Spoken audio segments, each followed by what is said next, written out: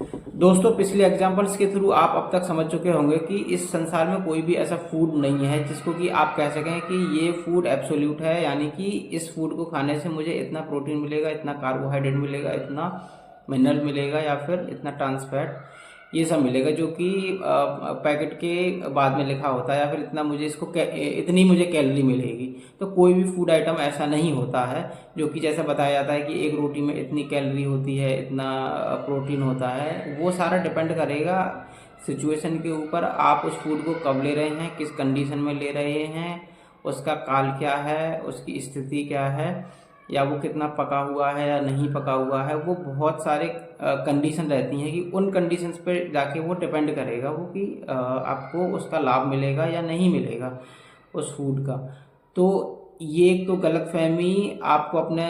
मन से निकाल देनी चाहिए कि मैं कुछ भी फूड लूँगा तो उससे मुझे लाभ मिलेगा। आपको हानि भी हो सकती है उससे, जैसे कि आप चाय लेते हैं तो चाय से आपको हानि ही होती है, या फिर बहुत सारे लोग ड्राई फ्रूट लेते हैं यूजुअली सुबह के समय पे, तो उसकी वजह से भी उनको कॉन्स्टिपेशन होता है या फिर एसिडिटी होती है, जबकि उनको नहीं पता।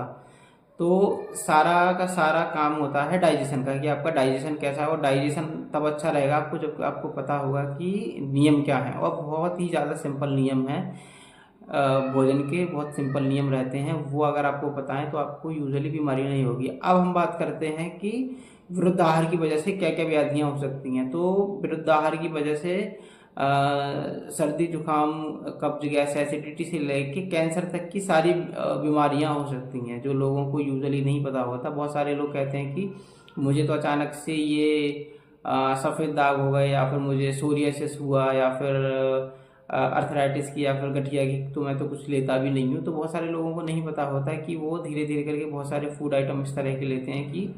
वो नुकसान पहुंचाते हैं। तो पिछले एग्जांपल में जो मैंने आपको बताया था कि यूरिक एसिड जो है वो दही की वजह से भी बढ़ जाता है, या फिर बहुत सारे लोग खट्टे फ्रूट लेते हैं।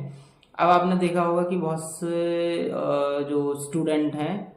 वो फास्ट फूड बहुत ज़्यादा खाते हैं, तो उसकी वजह से उनको सर्वाइकल है, स्लिप डिस्क है, साइटिका है, वो 28-28 या फिर 25 साल की उम्र में भी लोगों को हो रहा है। या फिर जॉइंट में पेन रहता है, या फिर बॉडी में इतनी एनर्जी नहीं रहती, या फिर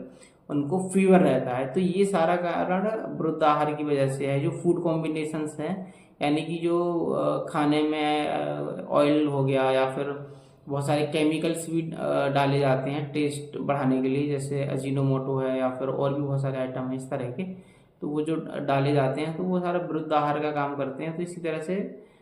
समय भी, अगर फूड आपका अच्छा पका हुआ है, सारा सब कुछ अच्छा है, लेकिन अगर समय अच्छा नहीं है, काल अच्छा नहीं है,